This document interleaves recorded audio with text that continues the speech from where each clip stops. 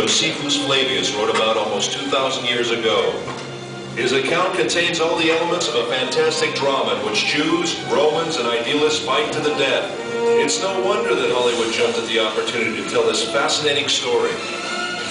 With an impressive set and thousands of extras, they created a colossal film featuring the rebel leader Eleazar, son of Yair, and the Roman commander Flavius Silva in the leading roles.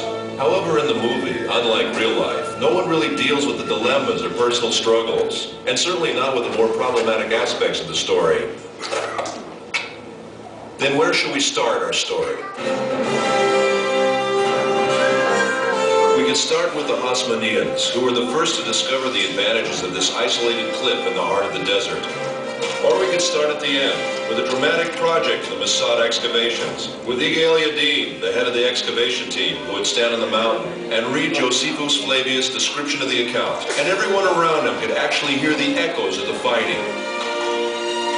Or we could start the quest with King Herod.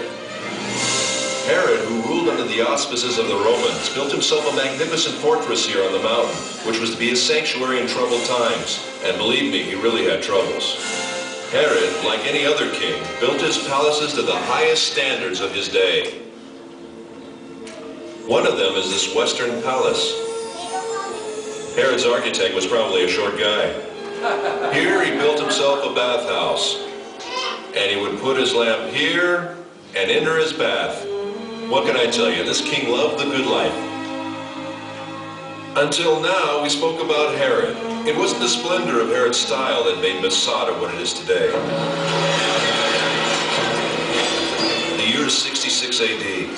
The Jews rebel against the Roman Empire. 4 years later, the temple is destroyed. Jerusalem falls. Everywhere else, the rebels were suppressed. Masada is the last stronghold where there are still Jewish rebels.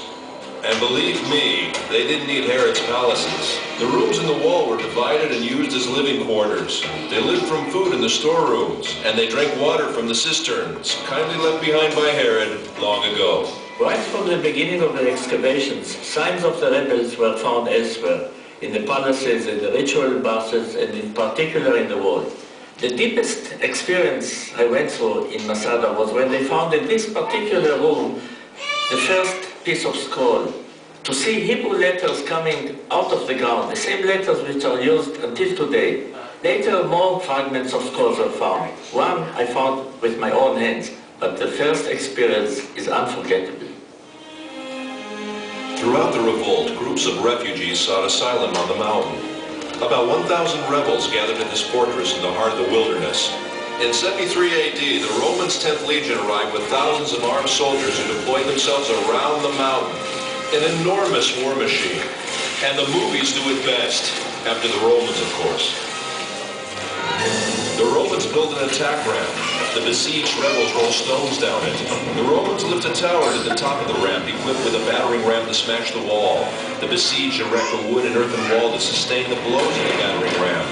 The Romans burn it, but the wind almost burns their own tower. Then the wind veering as if by divine providence to the south, blowing with full force in the opposite direction, flung flames against the wall, which now was all ablaze. And in the evening, when the wall was burnt and breached, the Roman army returned to its camps, assured that the whole affair would be over by morning. But Eleazar had ideas of his own.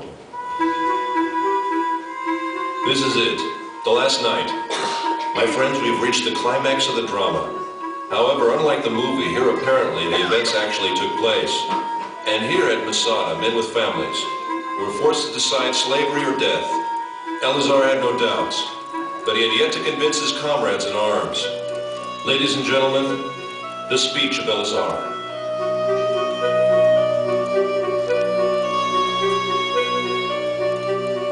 Oh, my loyal followers, the time has now come that obliges us to make that resolution true in practice. Let our wives die before they are abused, and our children before they have tasted of slavery, and preserve ourselves in freedom as an excellent funeral monument for us, as we have preferred death before slavery. Once Egal Yadin was asked what was the most important artifact he found on Masada. Dozens of priceless objects were found here, he answered, but if I must point to one find, it would be these ostraka. These potsherds. These may be the lots that I'm holding now. Potsherds on which the rebels wrote their names.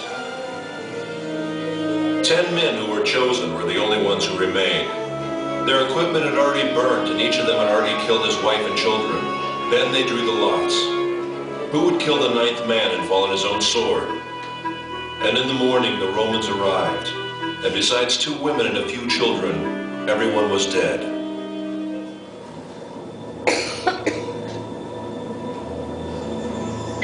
After the drama came silence.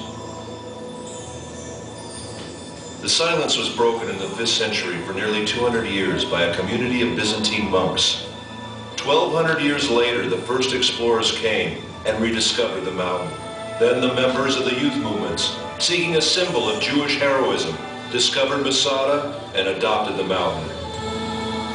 After them came the hikers and the tourists. Masada had become a focus of pilgrimage. Professor Netzer, what do you really think about the act of courage that ended in suicide? Maybe it's the utmost courage to prefer death to a life of slavery. So it's death or freedom? Yes, death as a free man or slavery in the hands of the Romans. Which choice would you make? No matter what, Masada has become a symbol of staunch resistance against a fierce enemy. And if it is a symbol, then perhaps this might be some kind of victory. Ladies and gentlemen, I invite you to climb the mountain.